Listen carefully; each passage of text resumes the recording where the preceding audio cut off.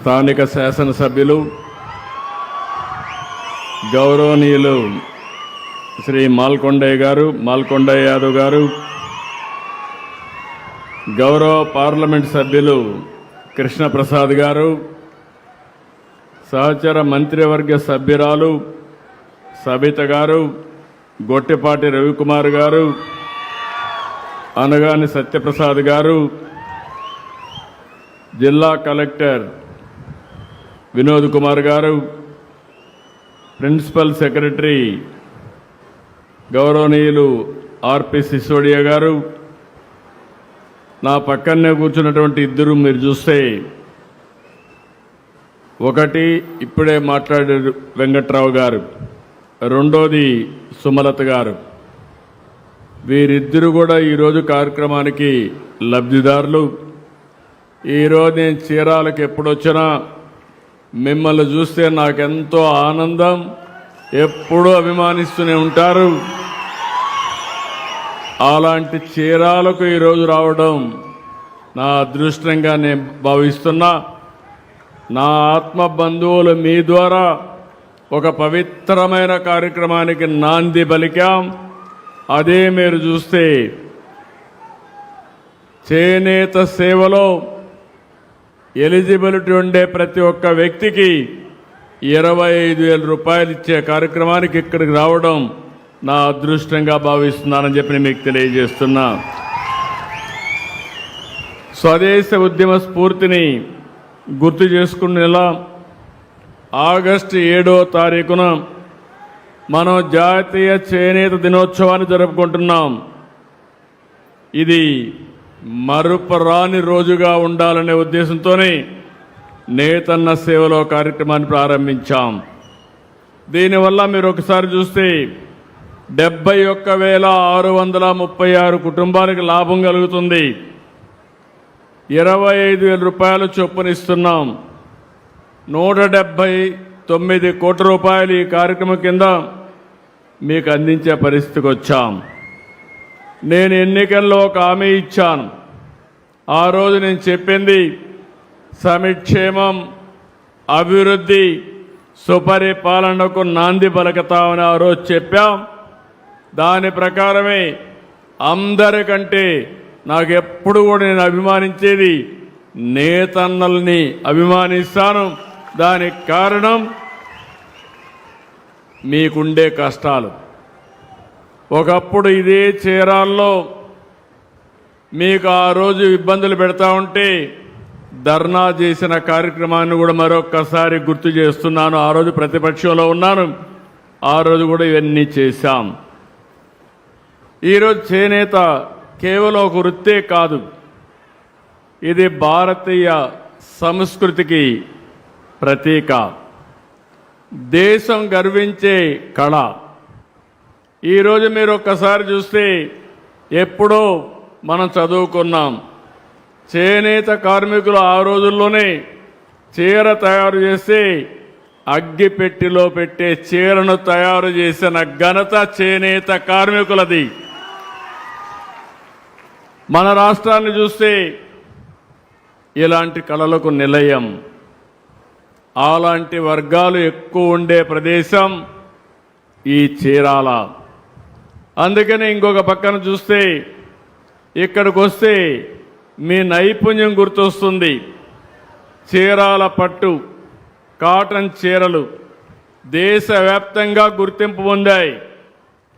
చీరాల కర్చీఫ్లు ఒకప్పుడు విదేశాలకు కూడా ఎగుమతి చేశారంటే అది మీ సత్తా. ఇంకొక పక్క ఒకప్పుడు మినీ ముంబై, కాలక్రమేణా అన్నీ కూడా వృత్తులన్నీ కూడా దెబ్బతిని దానివల్ల ఇక్కడ కూడా దెబ్బతినే పరిస్థితికి వచ్చాం. నేను ఒకటే ఆలోచిస్తున్నాను, చేనేతని ప్రోత్సహిస్తూనే మీ జీవన ప్రమాణాలు పెంచడానికి ఏమేం చేయాలో అవన్నీ చేస్తాం. ఈరోజు రాష్ట్రంలో మీరు చూస్తే చీరాల, వెంకటగిరి, ధర్మవరం, ఉప్పాడ, మంగళగిరి, పొందూరు, పెడన, కాళహస్తి, నరసాపురం ఇవన్నీ కూడా అనేక చేనేత ఉత్పత్తులకి గుర్తింపు తీసుకొచ్చారు. ఏ ప్రాంతానికి ఆ ప్రాంతం పోటీపడి ముందుకు పోయే పరిస్థితికి వచ్చారు. ఇంకొక పక్కన మీరు ఒకసారి చూసినప్పుడు ఇక్కడికి వచ్చినప్పుడు ఈరోజు 1,27,000 మంది చేనేత మీద ఆధారపడ్డారు. నేను చాలా వృత్తులు చూశాను. చేనేత పైనే ఆధారపడిన ఏకైక వర్గం చేనేత కార్మికులు. వేరే వాళ్ళు మారగలిగారు, కానీ మీరు మాత్రం మగ్గాన్నే నమ్ముకున్న ఏకైక వర్గం చేనేత అని మరొక్కసారి విజ్ఞప్తి చేస్తున్నా. మీ అందరిలో ఒక సాంప్రదాయ ప్రకారం సృజనాత్మక కలిగిన వ్యక్తులు మీరందరూ, నైపుణ్యం ఉంది. అయితే కాలక్రమేణా చాలా ఇబ్బందులు వచ్చాయి. నేను రాజకీయాల్లోకి వచ్చిన తర్వాత ఎక్కువ కన్సర్న్ చూపించిన వర్గం చేనేత. ఇప్పుడు కూడా నేను గర్వంగా చెప్పగలుగుతున్నాను, అపోజిషన్లో ఉన్నా రూలింగ్లో ఉన్నా ఎప్పుడూ చేనేత కార్మికులు తెలుగుదేశం పార్టీకే ఓటేశారు తప్ప వేరే గుర్తు తెలియని వ్యక్తులు మీరు. అందుకే ఎన్నికల ముందు ఒక మాట చెప్పాను. ఆ రోజు ఏ మాట చెప్పాను? 200 రూపాయలు హ్యాండ్లూమ్కి, 500 యూనిట్లు పవర్లూమ్కి సబ్సిడీ ఇస్తా అన్నాం. చెప్పిన మాట నిలబెట్టుకున్నాం. నేను పోయిన టర్మ్లోనే చేనేత కార్మికులు మగ్గం దగ్గర కూర్చొని అందులో వచ్చే కాటన్ అంతా కూడా కడుపులేకపోయి అనారోగ్యం పాలవుతున్నారనే ఉద్దేశంతో 50 సంవత్సరాలకే పెన్షన్ ఇచ్చింది మొదటిసారి చేనేత కార్మికులకి. అదో కమిట్మెంట్తో చేశాం. 85,000 మందికి ఇస్తున్నాం. మొన్నే పెంచాం. 4,000, 6,000 ఇచ్చే పరిస్థితికి వచ్చాం. ఈరోజు 35 కోట్లు నెలకు ఇస్తున్నాం. 420 కోట్ల రూపాయలు ఖర్చు పెడుతున్నాం. ఇంకొక పక్కన 109 ప్రాథమిక చేనేత సహకార సంఘాలకి క్యాష్ క్రెడిట్ ద్వారా 79 కోట్లు ఇస్తున్నాం. ఇవి కాకుండా స్టాల్ కస్టమర్ డెవలప్మెంట్ ప్రోగ్రాం కింద 10 కోట్లతో 10 చేనేత క్లస్టర్లని ఆమోదింపజేశాం. హ్యాండ్లూమ్ మార్కెటింగ్ కోసం అసిస్టెన్స్ కార్యక్రమంలో చేనేత కార్మికులు నేరుగా అవకాశాలు కల్పించడం, ఇలాంటి అనేక కార్యక్రమాలు ఆలోచిస్తున్నాం. ఉప్పాడలో ప్రత్యేక మౌలిక సదుపాయాల ప్రాజెక్టు, మంగళగిరిలో హ్యాండ్లూమ్ పార్క్ ఏర్పాటు కూడా చేస్తున్నాం. నేను ఇక్కడుండే బీసీలకు ఒకటే విజ్ఞప్తి చేస్తున్నా. 45 ఏళ్లుగా తెలుగుదేశం పార్టీకి వెన్నెముగ్గా ఉన్నారు. తెలుగుదేశం పార్టీని ఆదరించారు.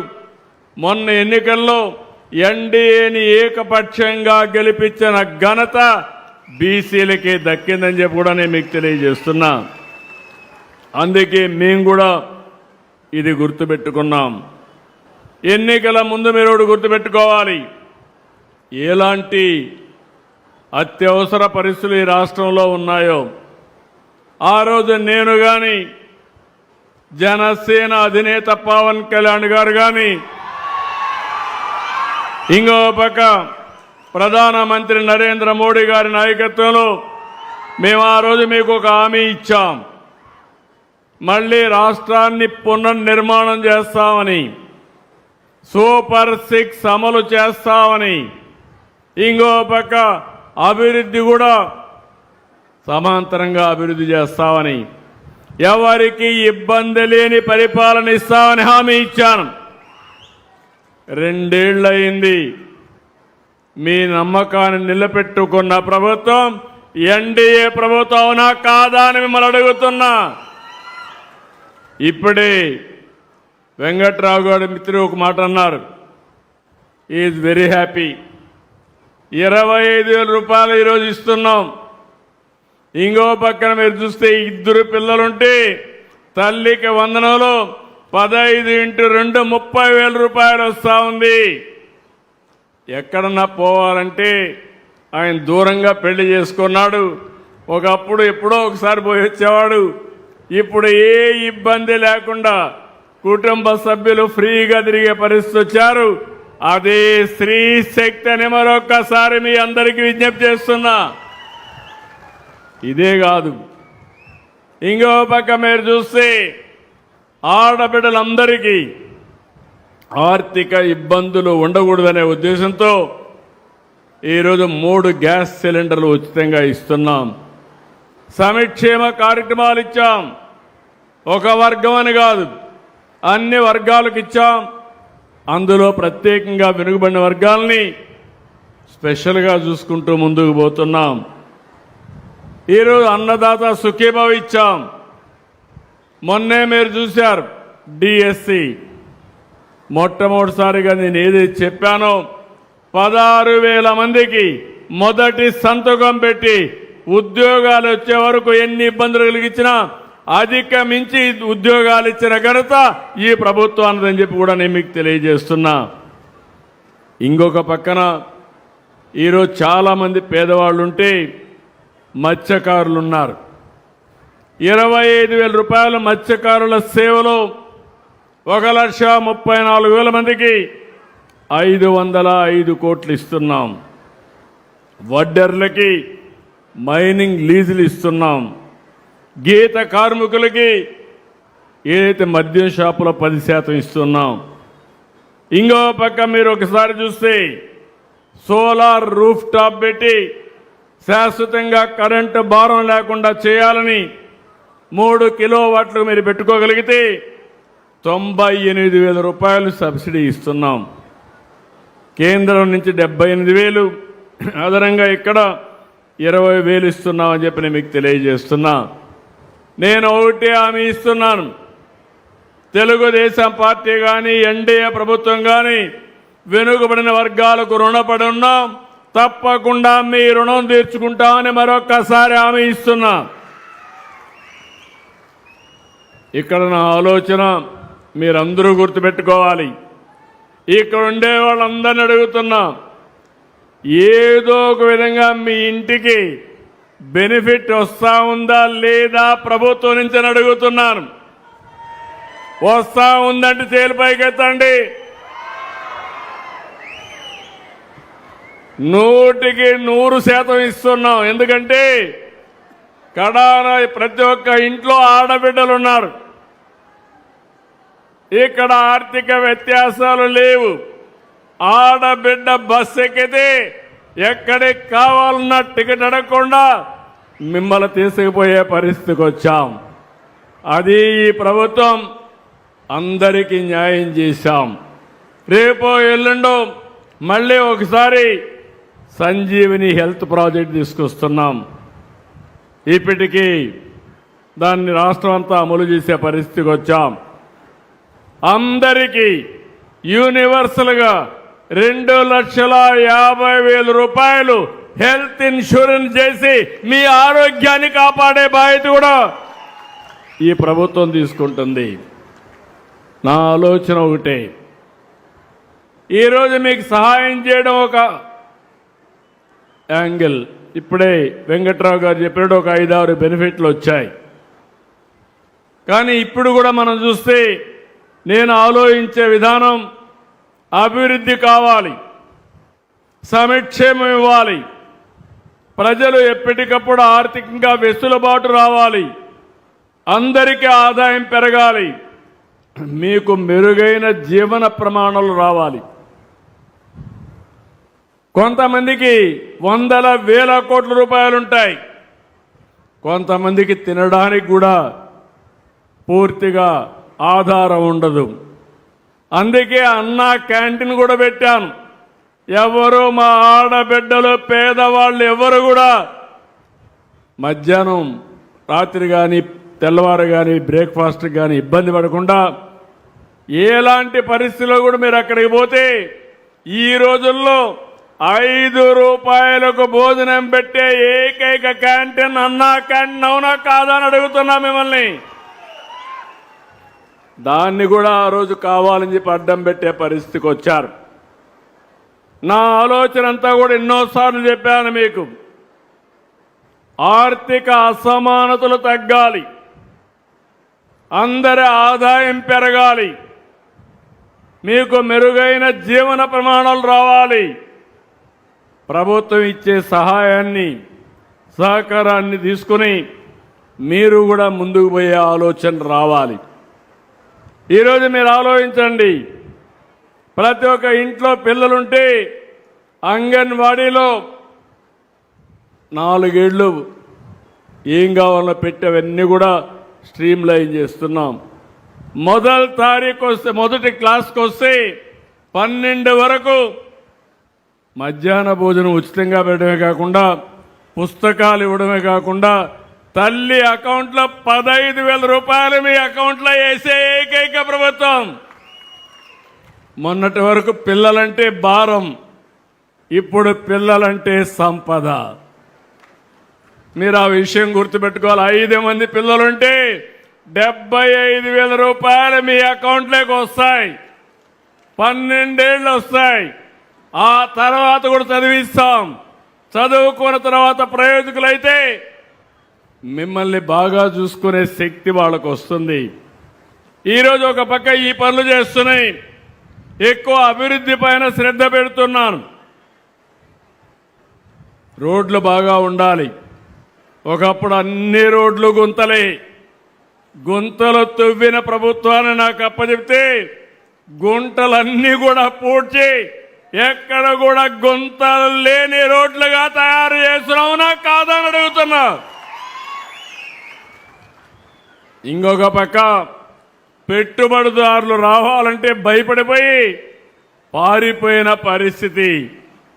ఈరోజు నేను చెప్తున్నాను, 2 ఏళ్లలో 22 లక్షల కోట్ల రూపాయలు ఎంఓయూలు చేశాం. 12 లక్షల కోట్ల రూపాయలు ప్రాజెక్టులు గ్రౌండ్ చేశాం. ఇవి పూర్తయితే 12 లక్షలకు 12 లక్షల ఉద్యోగాలు వస్తాయి. 22 లక్షల కోట్లు పెడితే 22 లక్షల మందికి మన పిల్లలకు ఉద్యోగాలు వస్తాయి.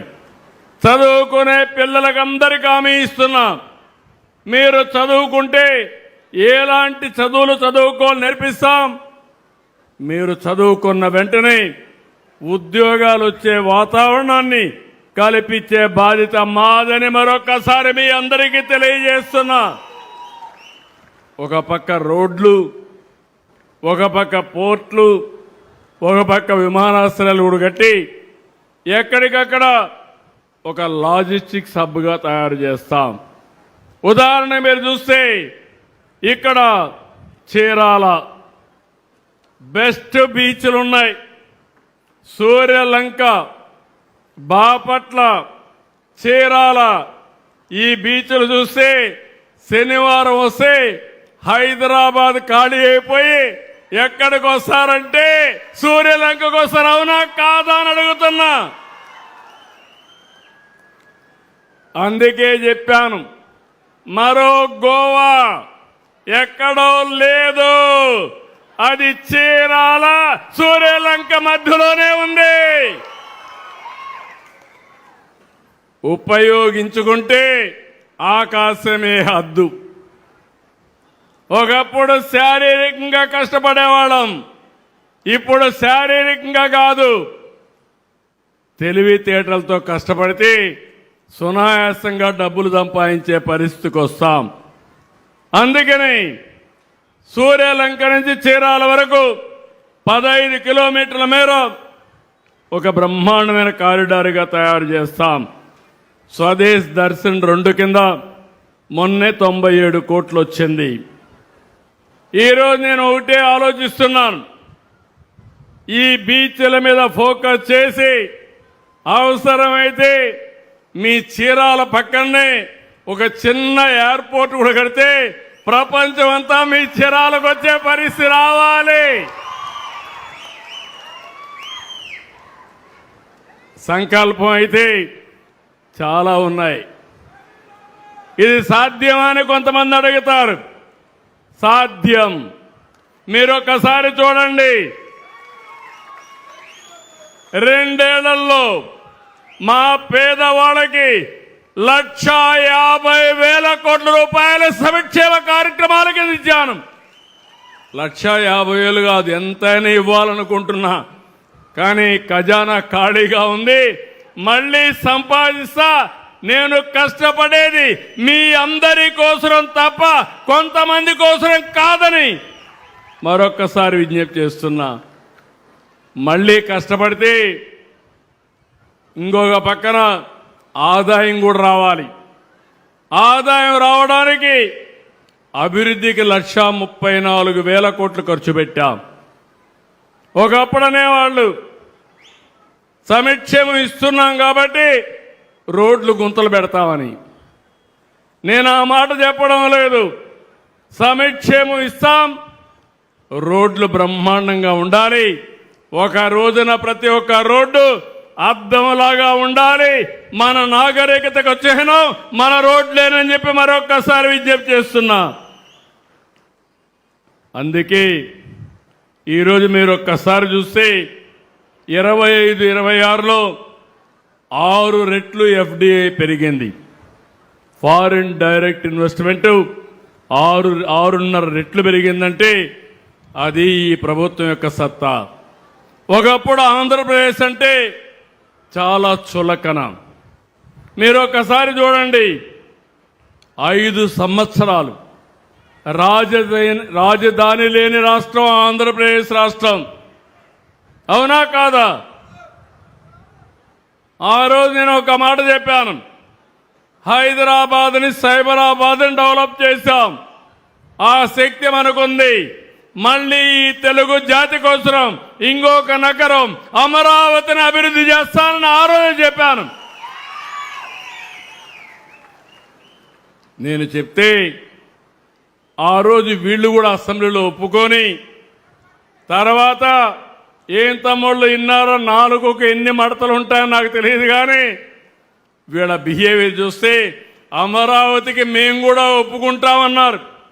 ఒప్పుకున్నారు. ఒప్పుకున్న తర్వాత అధికారం వస్తానే పేటు ఫిరాయించి 3 రాజధానులు ఏంటిని మాట్లాడారు. 5 ఏళ్ళు 3 ముక్కలాట ఆడారు. రైతులు స్ఫూర్తిదాయకంగా 29,000 మంది రైతులు 33,000 ఎకరాలు భూమి ₹1 తీసుకోకుండా ల్యాండ్ పూలింగ్లో భూమి ఇచ్చారు. అది వాళ్ళ స్ఫూర్తి. ఒక సుందరమైన నగరం తయారు చేయాలనుకున్నాం. అప్పటి నుంచి మీరు చూస్తే ఎన్ని ఆటలాడాలు ఆడి మొన్నే గవర్నమెంట్ వచ్చిన తర్వాత మళ్ళీ నరేంద్ర మోడీ గారు వచ్చి పనులు పునఃప్రారంభించారు. పునఃప్రారంభించి చూస్తే వీళ్ళకు దిక్కుదాల్చడం లేదు. అసూయ పెరిగింది.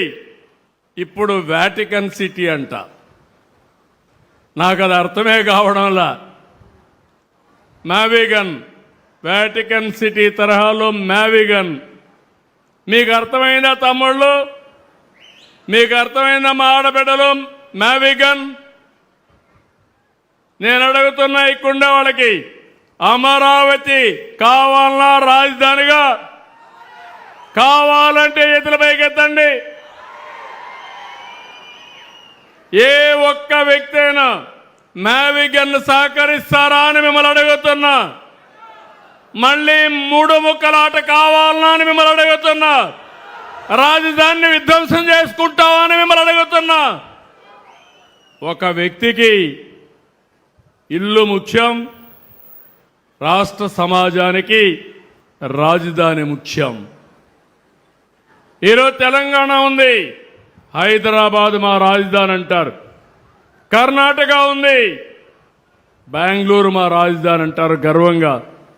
మొన్నటి వరకు అది కూడా చెప్పుకోలేకపోయాం. ఇప్పుడు మాట్లాడుతున్నారు, డబ్బులు ఎక్కువ ఖర్చు పెడుతున్నారని మాట్లాడతారు. సన్నాయి నొక్కులు నొక్కుతారు. ఎవరైనా భూమి ఇస్తామంటే ఇవ్వనీయకుండా అడ్డంకులు సృష్టిస్తారు.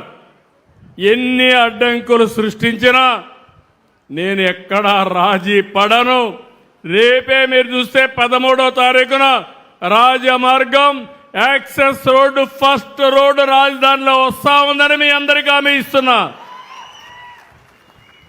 దీనివల్ల లాభం మీరు ఒకసారి ఆలోచిస్తే సంపద సృష్టించబడుతుంది, రాష్ట్రానికి ఆదాయం పెరుగుతుంది.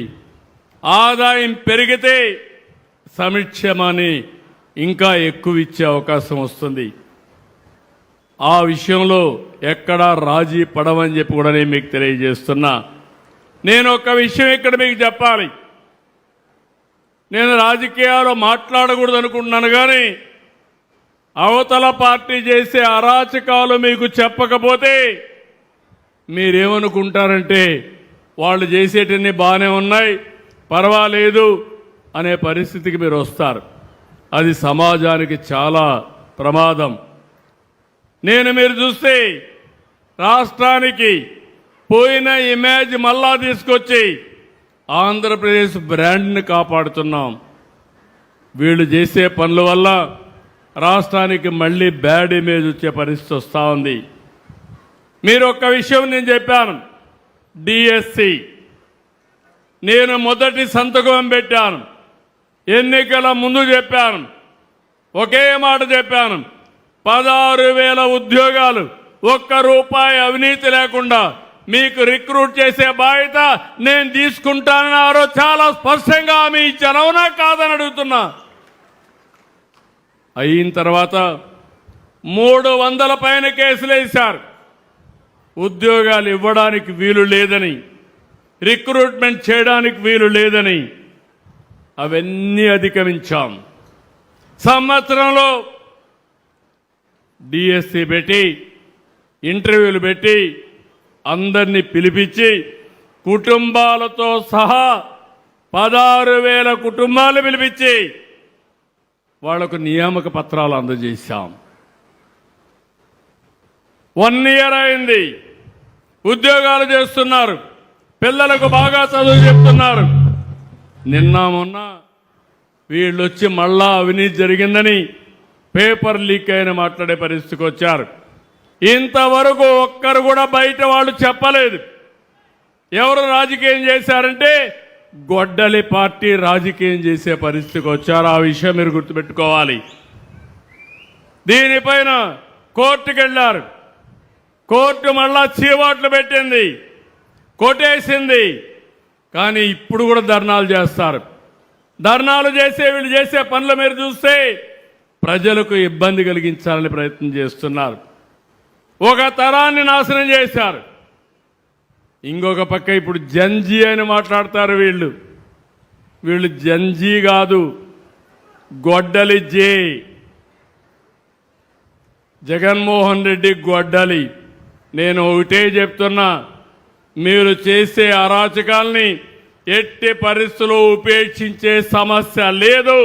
ప్రజల బాగోగుల కోసం ఈ ప్రభుత్వం అవసరమైతే కఠిన చర్యలు కూడా తీసుకుంటారని మరొక్కసారి మీ అందరికీ హామీ ఇస్తున్నా. ఇది ఒక్కటే కాదు, గంజాయి బ్యాచ్, బ్లేడ్ బ్యాచ్, నేరాలు ఘోరాలు చేసే వ్యక్తులందరినీ ప్రోత్సహిస్తారు. మొన్న మీరు చూడండి, ఒక మాజీ మంత్రి, సమాజానికి హితం చెప్పవలసిన వ్యక్తి కొడుకు యాక్సిడెంట్ చేశాడు. చేస్తే ఏం చేయాలి? చనిపోయిన వ్యక్తిని హాస్పిటల్ తీసుకుపోవాలని లేదా అని మిమ్మల్ని అడుగుతున్నాను. బాధ్యత కలిగిన వ్యక్తి అయితే నేరుగా తన హాస్పిటల్ తీసుకెళ్ళి ముందు ట్రీట్మెంట్ ఇప్పించి బతికిచ్చే అవకాశం ఉంటే బతికించాలి. అది చేయలేదు. మాజీ మంత్రి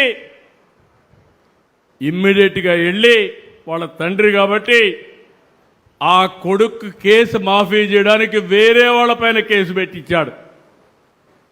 వేరే వాళ్ళపైన కేసు పెట్టి ఈ కేసు మాఫీ చేసుకున్నారు. ఇప్పుడు రాష్ట్రం అంతా సీసీటీవీ కెమెరాలు పెట్టాను. ఎవడైనా దొంగతనం చేసినా, నేరాలు ఘోరాలు చేసినా కబద్దార్, 3వ నేత్రం మీ వెంటనే ఉంటుంది. ఎవరు తప్పించుకోలేరు. అందులో మొత్తం వచ్చాయి. వస్తే ఈయనంటాడు చాలా చిన్న పిల్లోడు, చంపేశాడు, ఏమవుతుందని మాట్లాడతాడు. గొర్రెల కాపరి చనిపోయాడు. చనిపోతే 44 ఏళ్ళు చనిపోయాడు. దానికి పెద్ద సమస్య ఏంటంటాడు. మీరు ఒక్కసారి ఆలోచించుకోవాలి. మానవత్వం ఉండాలి, మనుషుల్లో ఆలోచన విధానం ఉండాలి. మొన్న దానిపైన చూడడానికి పోయి రోడ్డంతా స్తంభింపజేస్తూ వెళ్ళారు. విశాఖపట్నం నుంచి 1 గంట జర్నీ, 7 గంటలు వెళ్ళారు. అక్కడ ఒక పోలీస్ ఆఫీసర్, ఒక మహిళ, ప్రజలను కాపాడవలసిన మహిళ, కాకి బట్టలు వేసుకున్న మహిళ, గవర్నమెంట్ వీరికైతే ఒక వెపన్ కూడా ఇస్తారు. వాళ్ళ ఆత్మరక్షణకే కాకుండా ప్రజల్ని కాపాడడానికి అలాంటి మహిళ పట్ల అసభ్యంగా ప్రవర్తిస్తారు. మనుషులు మామూలుగానే మహిళని ఎవరన్నా టచ్ చేస్తే మనం అందరం కూడా చాలా కోప్పడతాం. అవునా కాదా అని అడుగుతున్నా. వెకిలి చేష్టలు చేస్తారు, ఇష్టానుసారంగా చేస్తారు. కడానావిడిని మాప్ చేసేసి ఇష్టానుసారంగా అసభ్యంగా ప్రవర్తిస్తే కనీసం కండెం చేసే పరిస్థితి లేకుండా పోయింది. నేను అడుగుతున్నా మిమ్మల్ని, పోలీస్ ఆఫీసర్కి, మహిళా పోలీస్ ఆఫీసర్కే రక్షణ లేకపోతే మీకు రక్షణ ఉంటుందా? మహిళలు మీరే ఆలోచించమని కోరుతున్నా.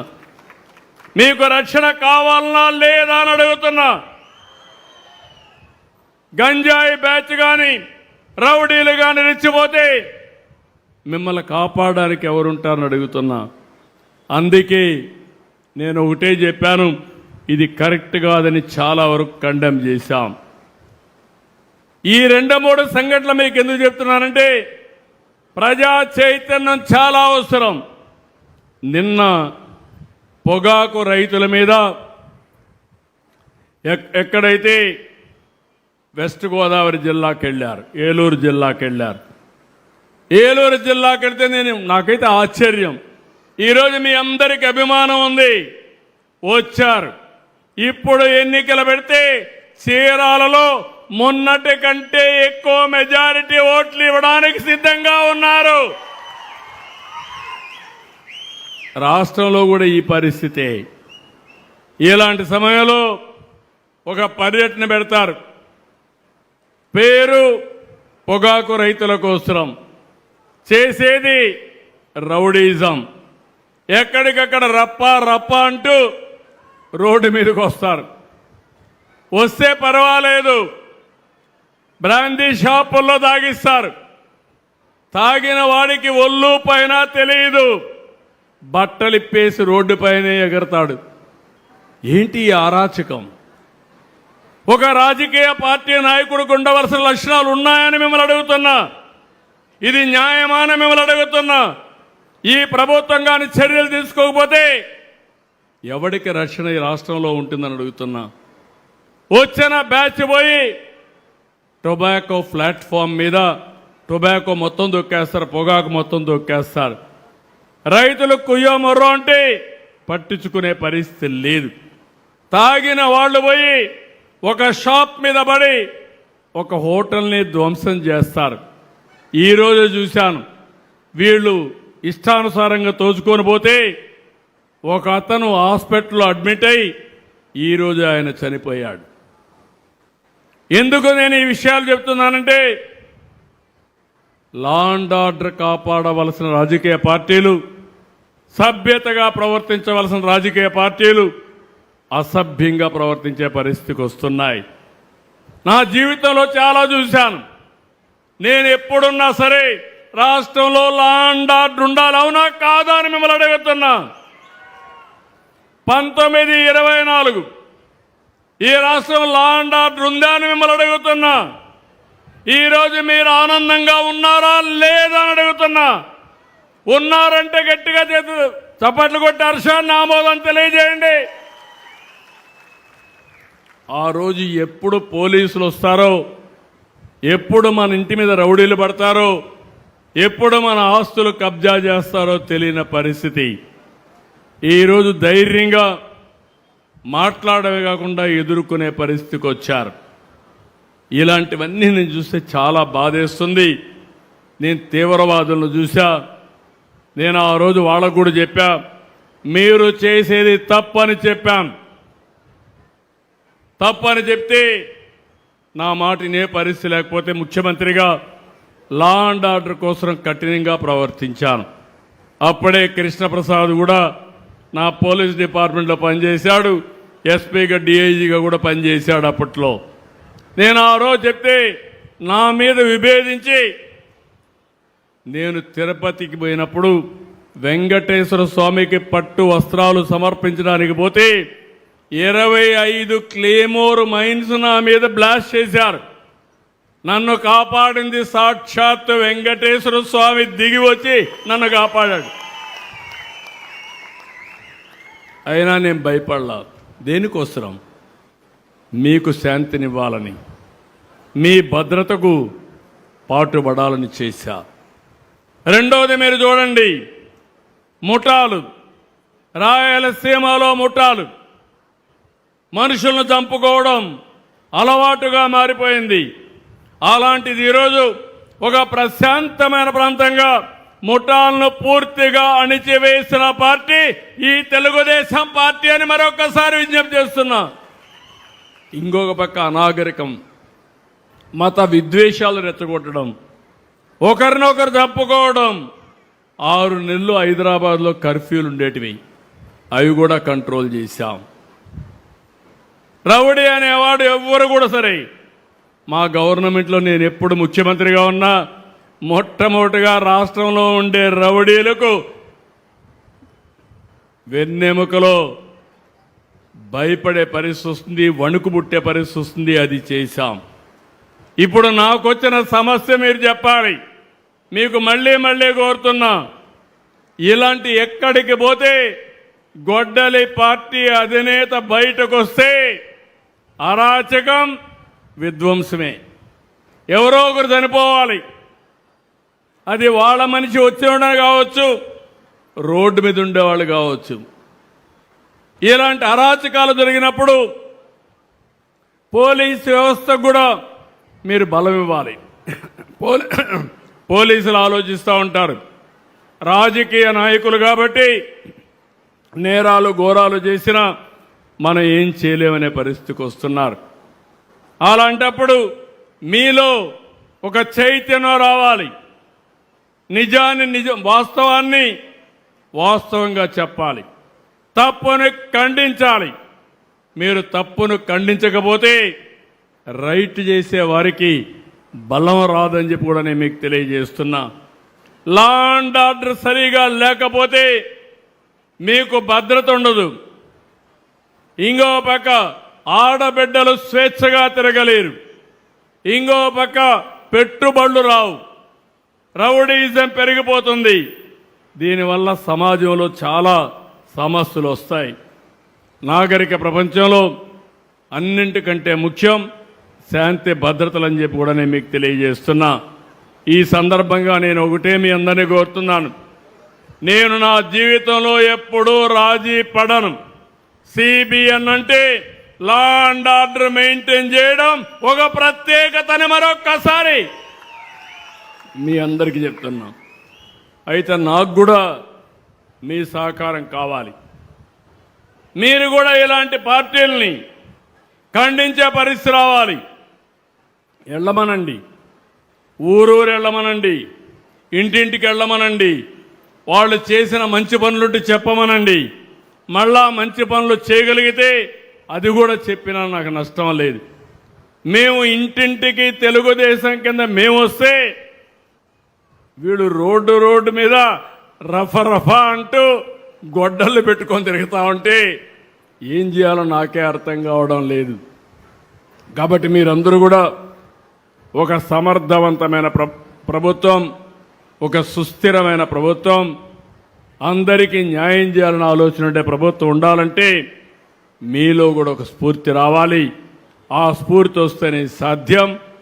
ఈరోజు నేతన్న సేవలో ఏ విధంగా అయితే మనం ఇది ఇచ్చామో ఎలాంటి బెనిఫిట్స్ ఎక్కువగా రావాలంటే ఎప్పటికప్పుడు మీ అందరిలో ఒక చైతన్యం రావాలని కోరుకుంటూ మరొక్కసారి ఈ కార్యక్రమానికి వచ్చిన మిమ్మల్ని అందరినీ పేరున మనస్ఫూర్తిగా అభినందిస్తూ అందరికీ అభినందనలు.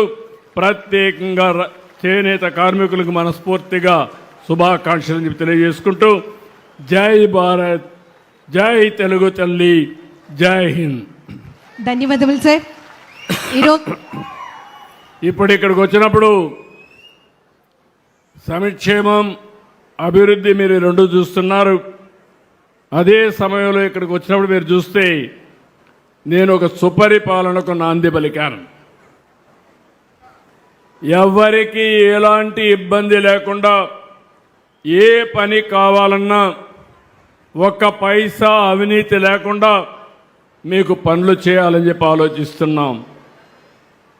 మా అధికార యంత్రాంగం బాధ్యతగా ఉండాలని కోరుకుంటున్నా. అందుకే మొత్తం మా అధికార యంత్రాంగం మీ ముందర కూర్చొని పెట్టాను. మీరు చూశారు, ఇక్కడ జిల్లా యంత్రాంగం అంతా ఉన్నారు, మా కలెక్టర్ ఇక్కడ ఉన్నాడు. నేను మీరు చూస్తే ఇక్కడ వాళ్ళని అడుగుతున్నా, మీకు ప్రతిరోజు అనేక పైన సేవల పైన మీకు ఫోన్లు వస్తున్నాయని అడుగుతున్నా. వస్తున్నాయని వాడు చేలిపైకి ఎత్తండి. ఓకే, అందరికీ ఫోన్లు ఉన్నాయా? అందరికీ ఫోన్ నుండి చేతులపైకి ఎత్తండి. ఓకే, ఇప్పుడు నేను ఇక్కడ ఆలోచించేది, ఫోన్ ఉంటే చాలు, మీరు ఎక్కడికి పోవాల్సిన పని లేదు. మీ ఎంఆర్ఓ ఆఫీసు మీ ఇంటి పక్కనున్నా అక్కడికి పోకుండా మీ ఇంట్లో కూర్చొని దర్జాగా ఏ పని కావాలన్నా ఆ పని చేసి పెట్టే బాధ్యత ఈ ప్రభుత్వానిదని మరొక్కసారి విజ్ఞప్తి చేస్తున్నా. అదే మాదిరిగా నేను మీ దగ్గర నుంచి ఒక పక్క డబ్బులు మీ అకౌంట్లో వేస్తున్నాం. పేదల సేవలో మాత్రం నేరుగా వచ్చి మీకు డబ్బులు ఇస్తున్నాం. ఇంకో పక్క ఇన్ కైండ్ వెల్ఫేర్ హాస్టల్స్లో భోజనం పెట్టడం, అన్నా క్యాంటీన్లో భోజనం పెట్టడం, ఫేర్ ప్రైస్ షాపులో నిత్యావసర వస్తువులు ఇవ్వడం, ఇలాంటి పనులు చేస్తున్నాం. మూడోది ప్రభుత్వ సేవలు అనేక రకాలుగా ఇస్తున్నాం. ఈరోజు ఆర్టీసీలో ప్రయాణం కానీ, ఆర్టీసీ బస్టాండ్లో వస్తువులు కానీ, ఇలాంటి అనేకమైన సర్వీసుల్ని